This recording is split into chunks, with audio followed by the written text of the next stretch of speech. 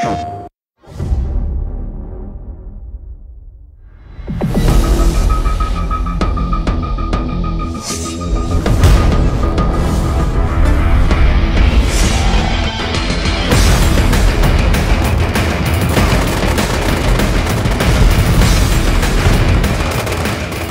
soon as I first started the project, and they were running 256 players on a console, I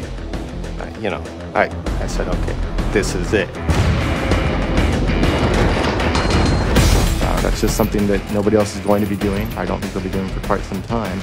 And it really is on the sheer level of being able to pull that off on a rendering level, on a gameplay level. It's not just on the networking level.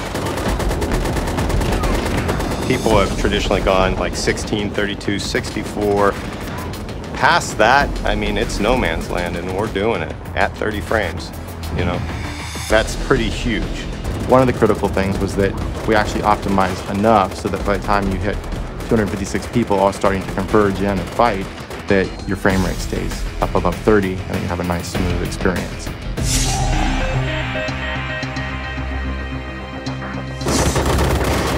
What we wanted to do was make a game where you would be aware that there are that many players on the field, but that we would keep the gameplay manageable, that the events and the battles would be forgiving, that they wouldn't be so large that no one has a chance to excel, no one has a chance to win. It's involved a lot of new learning experiences for us. We can't look out at other games and say, well, what did they do? We've had to set up a lot of our own practices for setting up levels and features and things like that. So a lot of the things that we look to kind of in the conventions of a first-person shooter are still there and are still applicable to M.A.G. But there's a whole new litany of challenges that we've had to face. We definitely knew that people still have to feel empowered. Nobody wants to feel lost in a 256-player battle. We don't want to have a wide open area and dump 256 players on it. It's dangerous. You're going to be shot from all sides. So we had to add a lot of density and cover in the assets. Another thing is the options. We want to give players options in these 256 player battles in M.A.G.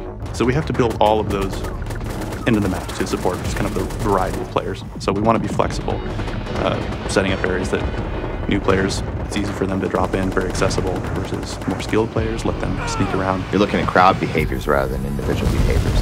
But at the same time, we wanted to make sure that we are thinking about every individual set of boots on the ground so that you as an individual can have a big influence on the battle.